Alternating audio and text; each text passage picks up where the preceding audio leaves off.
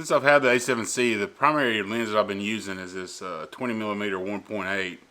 It's a small, lightweight prime lens, and I use it primarily just as my vlogging lens, as a walk-around lens, and it's great for doing that. But sometimes it's just not as versatile as I want it to be. So today I'm out using the 16 to 35 f4 lens. I bought this a long time ago. That's pretty much all there was at the time. There was this and then the Sony G Master 2.8, which is way more expensive, and it's pretty good. It's quite a bit bigger than this. It's quite a bit heavier than this, but we'll just see what it looks like. I'm also going to be testing out the HLG2 profile number 10, just to see if I can get a little bit more dynamic range out of my footage with the A7C. I don't want to go to S-Log2, or definitely don't want to go to S-Log3, but I think HLG2 may be a good solution just to get a little bit more out of the footage. We're going to mess around with it today and see what we think. Now I've used the HLG2 profile of my ZV-1, and that's what I'm testing out. It's always looked pretty good, but in that footage the greens always seem way too overdone, oversaturated. So I made just a few adjustments to this, kind of lower the saturation, lower the detail just a little bit.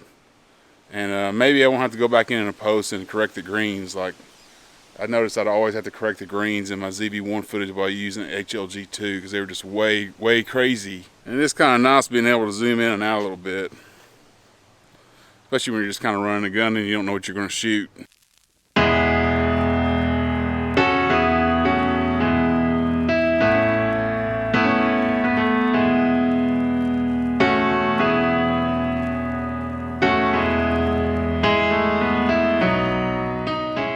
So let's talk a little bit about the stabilization of this camera. I went back and looked at the video from yesterday and kind of had a chance to review some of that stabilization footage that I had there. And to be honest with you, just the regular IBIS in this camera is just not very good. So there's just a few ways you can go with it. I mean, you can take video and plan to put it in catalyst browse and take that extra step. That's going to take a lot of time and extra effort into producing videos. But that's one way to go, and it does produce great results. And you could also put it on a gimbal. If you're that concerned about steady footage, that might be the best way to go. This would be an excellent camera to put on a gimbal for sure because of its compact nature. But I'm never going to do that. I have two gimbals and never use either one of them. It's just not what I just don't enjoy using them. I don't like to have the extra setup, the extra rig. It's just something I'm never going to do personally, but for you, they might work out. You can also put it into your editing software and stabilize it that way. But a lot of times that gives it a lot of weird stuff going on. I mean, sometimes it does great, and sometimes it makes the footage look weird. Or you can just use the steady shot feature and just rock it and just go for it. I see people all the time all over YouTube with this camera. They just use the steady shot as it is. You know, their footage might be shaky here and there or whatever, but it doesn't seem to bother them. They don't care. The audience don't care, and they just move on with life. And I think that might be maybe the best solution of all. Hey, just use it the way it is and rock it.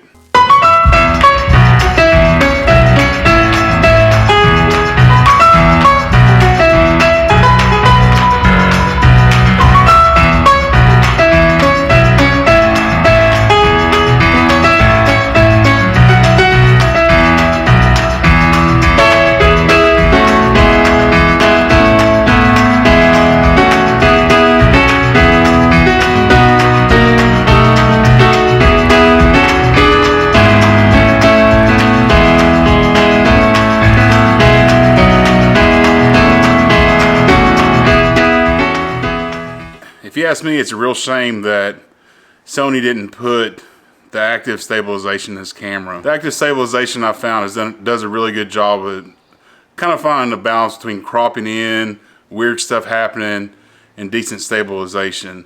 I think if they would have added active stabilization into this particular camera, you know, I think it would be on the all-time camera list for sure. But they didn't.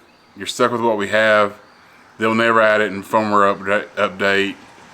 So that's kind of what you're stuck with. What you're stuck with, Sony, And can you live with the stabilization or not? Join me next time, and we'll do a little bit of A7C versus the Fuji XS10. See which one we think will be the best camera out of those two. Thanks for watching.